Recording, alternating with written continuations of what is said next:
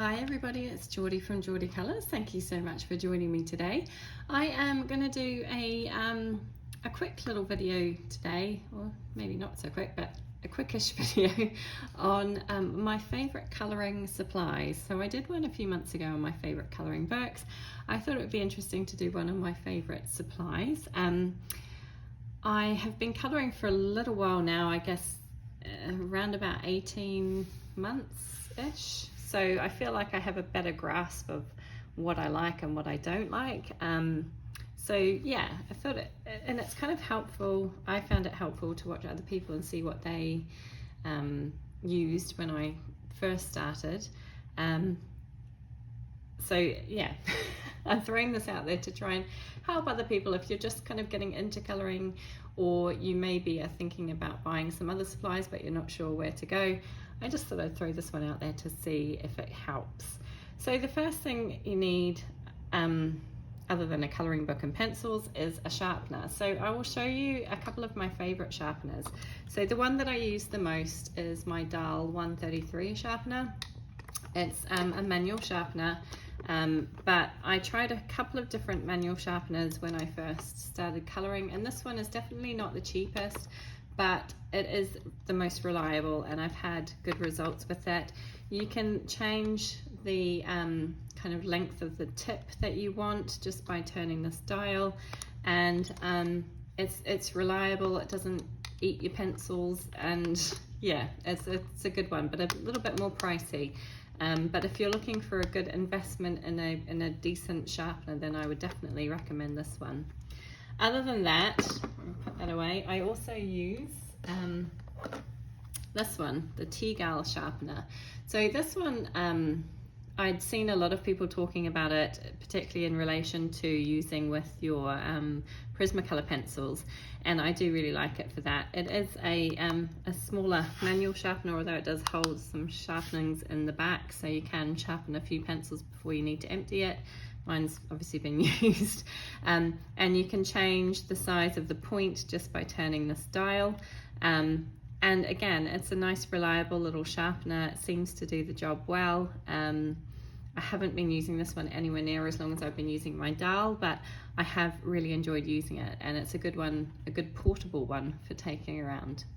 So those are probably my two favorites, and then as a kind of third backup option, got my fancy little container here with my plain old Staedtler sharpener. This is a metal sharpener.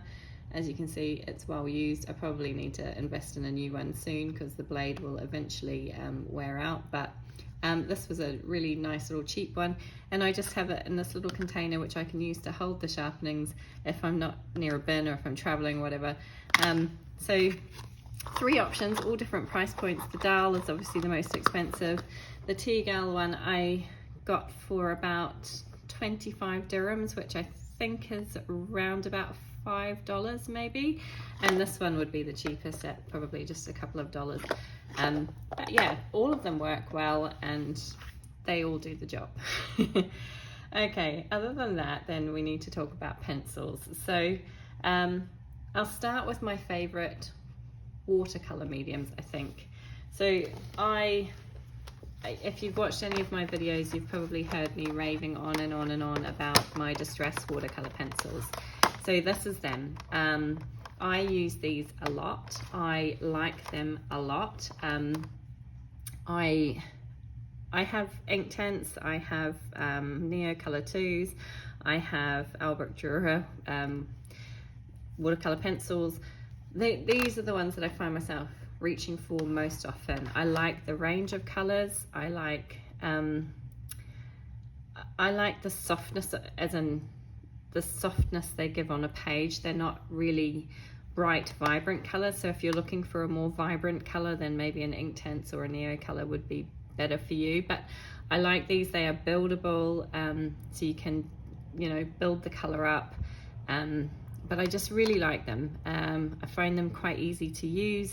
They're they look a little bit like a crayon, and you can just sharpen them in a normal sharpener. I have an old kind of another sharpener, just an old little barrel sharpener that I use to sharpen them in, because obviously they can leave some pigment on your other sharpeners if you use them, but just sharpen them like a pencil, and just kind of peel the wrapping off as you go. But I really like these. I find them really, really easy to use. They're quite forgiving, I think, in a way that perhaps like the Inktense and the Neo colors aren't so much. And they're a nice kind of beginner friendly watercolor, I would suggest. At least I have found them to be. I really enjoy using them. I'm not very good with watercolors, but I do find that these work really, really well.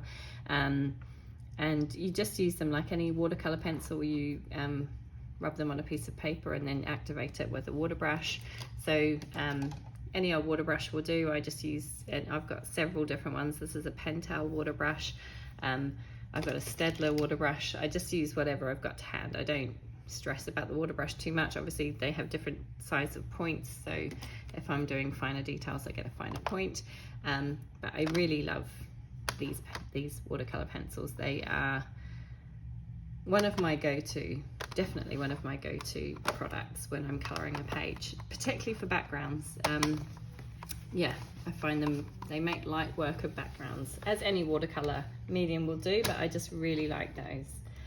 Okay, in terms of pencils, I have pulled out several pencil brands that I like, a few more budget ones and then a more expensive set. So for budget pencils, I'm gonna say budget. They're not like Crayola or anything like that. Those are real budget pencils. I think if you can afford to go slightly more expensive, then you will notice a big difference, although I've never really used Crayola, so I can't speak from experience. But these are my Arteza Expert pencils. I have the 72 set. I only got these recently, but I absolutely love them.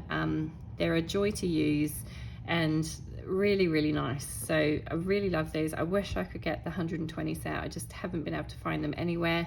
But if I could get them, I would definitely get the 120 set. But this is the 72 set and it works brilliantly. I've got them in this little pencil roll, which was just a pencil case that I had, and I printed out the colour swatch chart from my Colourful Country Life. She obviously swatched it for the 120 set. I've only got the 72, so I've filled in the colours I have. But they're a nice range of colours. They lay down, they've got beautiful vibrancy to them, and I really like them, really, really rate them. So definitely one that I would recommend if you're kind of going for a more mid-range priced pencil. Also in that vein, or perhaps slightly cheaper, are the Brute Funa squares. Oh, sorry, these are the Artex pencils, sorry. Let's go with the Artex pencils now that I've got them open.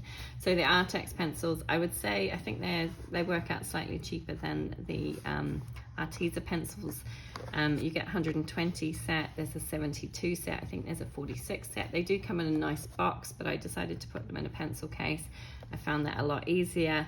As you can see, some of them are a bit shorter. I have used these pencils a lot. I've used them on a lot of different papers and different books, and I really like them.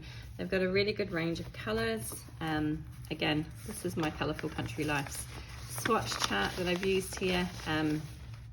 And I just really like these pencils. They're nice and vibrant, and I find them easy to use. They've got a firmer lead, similar to the Arteza pencils. They're slightly firmer lead. If you're used to like Prismacolors, these will seem a lot harder, but I prefer a firmer pencil because I am very heavy-handed with my coloring, so firmer pencils suit me. But yeah, really love these. So those are the Arteza pencils, or Arteza Expert I should say. Let's zip these ones up. And then the other kind of more, I'm saying budget friendly, like I say, they're kind of more, I would say mid-priced. These are probably, that's not them. I'll get them eventually.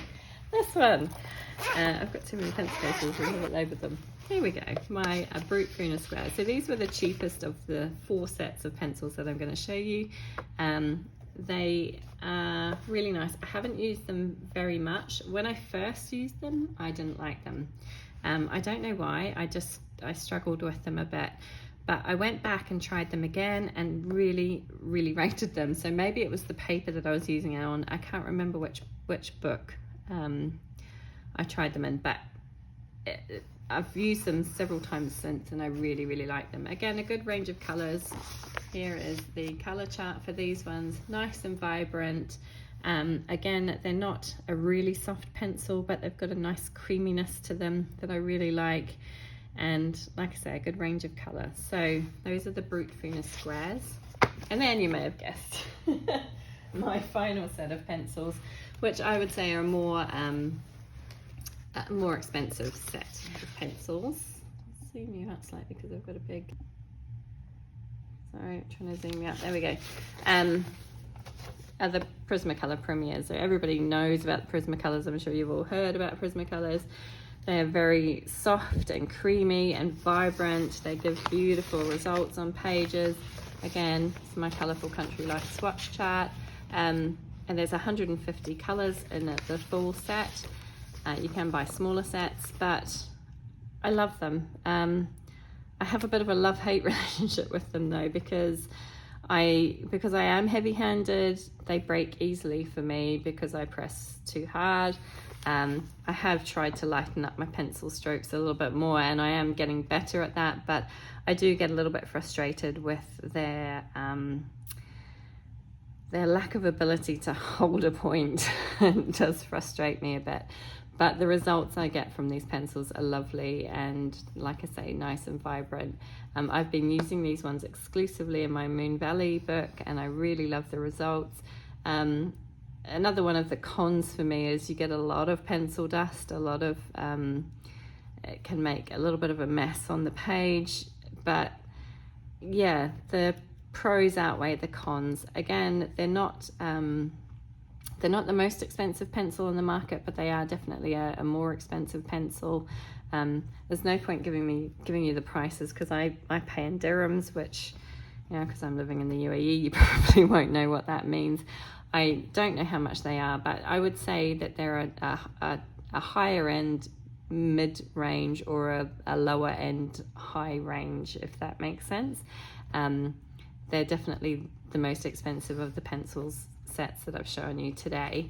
You can of course spend more money on different pencils. You can go cheaper, like I mentioned earlier, the Crayolas, but I think the main thing is to find something that works for you, and that's so personal. It's kind of hard to recommend a pencil because there's so many different ones on the market, and what works for one person might not work for another person. I have a huge range of pencils. I'm very spoilt. I have bought a number of different pencils, and some of them I really love and others I really struggle with. So I do think it's a personal preference. The great thing about Prismacolors is I do believe you can buy them open stock. I can't where I live. Unfortunately, I have to buy a full set, but I believe in other parts of the world you can get them open stock.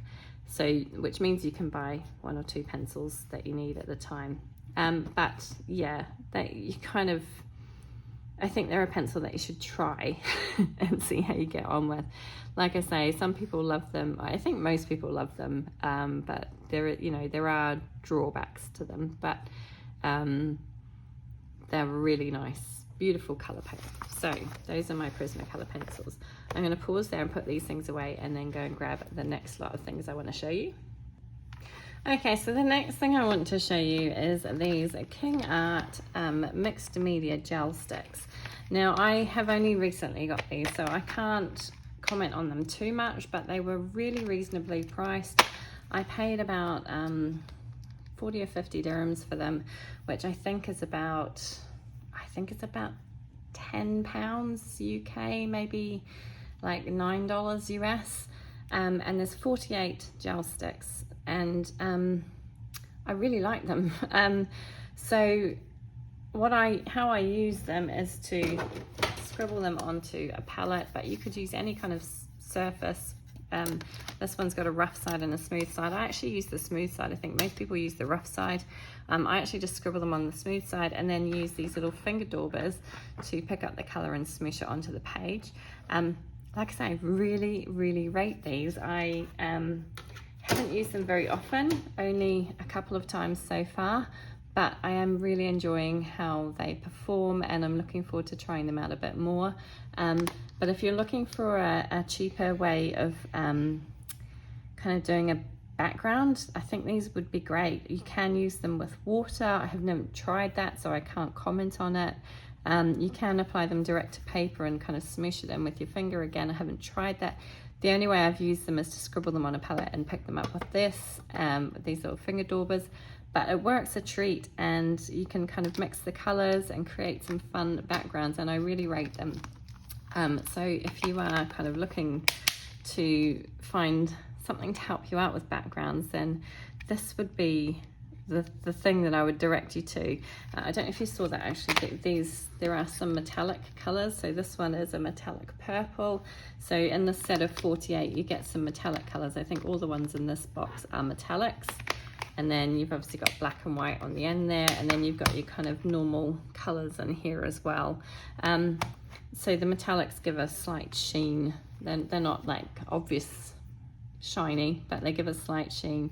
But yeah, I really like these, and for the price I think they're really worth the investment. So those are my King Art mixed media gel sticks. Oh, I'm going to try and put them down without breaking them. Next up, I'm going to talk to you a little bit about adding accents to pages. Let me grab my little tools here. So you can end up spending a lot of money buying all sorts of gel pens. I have got quite a few sets. I've got my Jelly Roll Stardust, I have my Jelly Roll Moonlight, I have my Jelly Roll Metallic. You can get other gel pens and things as well, but to be honest, the ones that I reach for the most are these ones. So a good white gel pen is a must as far as I'm concerned. My go-tos are the Uniball Signo. I have them in 2 different sizes here. So obviously depending on the size of the area that I'm working on, and also my Sakura Jelly Roll. So again, I have Sakura Jelly Rolls in different sizes. I have an 08, an 05 and a 10, so they're different nib thicknesses depending on the area that you're working in rather. So a good white gel pen of your choice. You don't need several like I have, but one decent gel pen is a good investment for any colorist. Next up, metallic gel pens. So the ones that I reach for, again, time and time again, are my Signo Uniballs. I have gold and silver, and these are the 2 that I would reach for most often when I'm adding accents to a page. Like I say, I have all my Jelly Roll sets there, but these are the ones that I go to time and time again. I often use different colored gel pens, but I would definitely say that of all the gel pens I reach for, these ones and the white ones are the most commonly used. So a white gel pen, a gold gel pen and a silver gel pen, ideal for your kind of starter set if you like, and then you can invest in more as and when you want. The other thing that I have recently got is a black Jelly Roll glaze pen. I don't have any of the other glazes, but this is the one I have, and I use it a lot, particularly for adding to eyes and pages and things like that. So that would be another one that I would recommend. But again, it's not a huge necessity. I would definitely reach for a silver, a gold, and a white above everything else. They would be my top picks. Aside from pens, a decent eraser is always helpful. I use this Derwent electric eraser. You can get replacement eraser tips for it, and it just press the button and it spins around. It's run on batteries, so you can replace the batteries as and when you need to. If I can open it back. So yeah, but this has been a lifesaver on many an occasion, so I definitely recommend that. And because it's a nice kind of small little nib, you can get into fine areas to erase details that you need to. So that's my Derwent electric eraser, definitely a must-have. The other thing that I reach for all the time, particularly when I'm using my Prismacolors, is just a little makeup brush. This is a kind of like a powder brush. I got it at a supermarket, and it didn't cost very much at all, but it's just to sweep away any of the pencil dust that you may have laying around, to try and stop smearing on your page. So often, you know, like we have a tendency to go like this with our hand, but you can end up rubbing the color across the page and kind of leaving it stuck on the page. So using a brush helps to sweep it off without leaving any marks behind. So I highly recommend getting a little brush like this. And as I say, I just got this one from the supermarket and it was very inexpensive. Next up, talking about accents, let's talk about glossy accents. I use these a lot, particularly on my kind of like Camellia Angel Cova pages or my Lulu Mayo pages, where you've got the cute animals with the big kind of eyes. These are great for adding to the eyes to make them look nice and shiny. Basically, it's kind of like a resin, and it leaves a slight dimension to the page, and it dries hard and clear. So also great for using on glass. So if you're coloring in like bottles or anything like that, it works really well. Yeah, this is a really, really good one. I love it. I actually had this from my card making days and I'm using it a lot. I'm gonna have to get some more soon because I've been using it a lot recently. But glossy accents are a definite good thing to have in your bag. Then I have stickles. So there are hundreds of different colors of stickles and all, you know, different shades. These are the two that I reach for and use regularly. So crystal stickles and diamond stickles. I don't have much in the way of the colored ones. They're both kind of like clear glitter glue with some sparkly, you can see sparkly kind of glitter on the inside. So the crystal one, it's got kind of a bluish, coolish tinge to it, and the diamond has more of a goldish, warmish tinge to it. So these are the two that I use the most regularly in my coloring books, and really, really love them. And again, very inexpensive, but a fun little thing to add to like fairy wings, or I don't know, if you just want to make something look nice and sparkly and shiny. These work great. And the final thing that I want to recommend, again, these are a little bit more of an expensive output, but my Sarah Renee Clark color cubes, I reach for these all the time. I was on the fence about buying these. I really wasn't sure if I wanted to pay that much money when I could have something online as easily. You can buy these as an online version. You can just go on Pinterest and find color palettes on Pinterest and not have to worry about paying out for a set of color palettes. But I am a very tangible person, and I like to have things in my hand that I can see and physically use and touch, and I just love these. So I'll pop that one off to the side. So it comes in a set of 2 cubes. There's I want to say 250 cards in each set. Yeah, 250 cards in each set, and basically they have a photograph and then a set of colors at the bottom, and on the back you have the names of the colors, the Pantone color codes, and then you have a range of a light, a medium and dark for each of those colors. And I just find this brilliant. You can see the colors that go right on the edge so that you can use them to match up to a color swatch chart. So if you've got your pencils out, you can try and match them up to the swatches on the swatch chart to figure out which color works the best.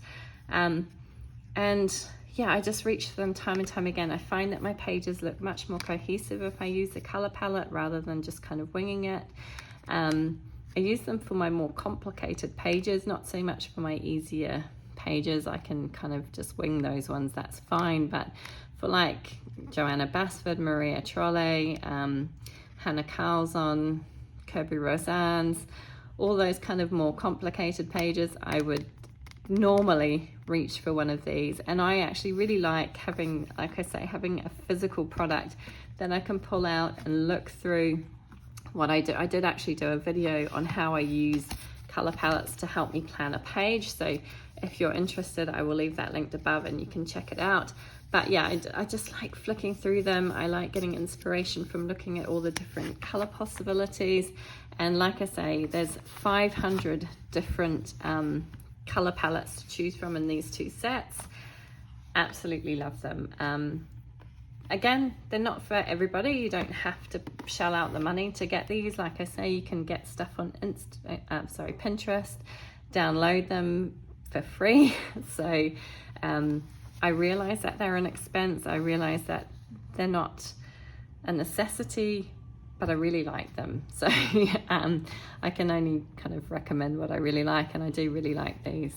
But yeah, I do understand why people might be reluctant to shell out for them. But like I say, there is an online version as well, but I do find myself reaching for these just because I like that tactile nature of them, and I like being able to see the colors in my hands and match them up with my pencils. So yeah, for me, they've been a really good investment, but I realize they're not for everybody. But that is it. That is kind of like my I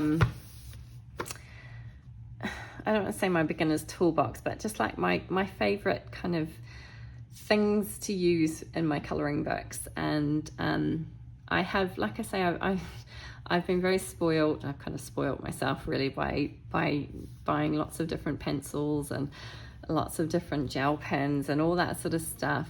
But if there were just like, if I had to reduce my supplies down to just one or two things, then it would be one of those sets of pencils that I showed you, probably my Prismacolors, just because there's 150 in them. My Artex ones would probably be a close second. So I would choose one of those sets of pencils. I would definitely have my Distress watercolor pencils, and you know, a white, a silver, a gold gel pen, an eraser, and some sort of sharpener, and I think I would be pretty much set. So yeah, I just kind of wanted to share that because I thought it's kind of interesting to see what people use and what they rate. And like I say, it can be quite personal. I think, yeah, everybody has their own likes and dislikes, but those are the things that I really love and work well for me. So I hope you found it somewhat useful to you. Anyway, I will leave it there or stop rabbiting on. Thank you so much for joining me today. I hope you enjoy your coloring, and take care, everybody. I'll see you soon.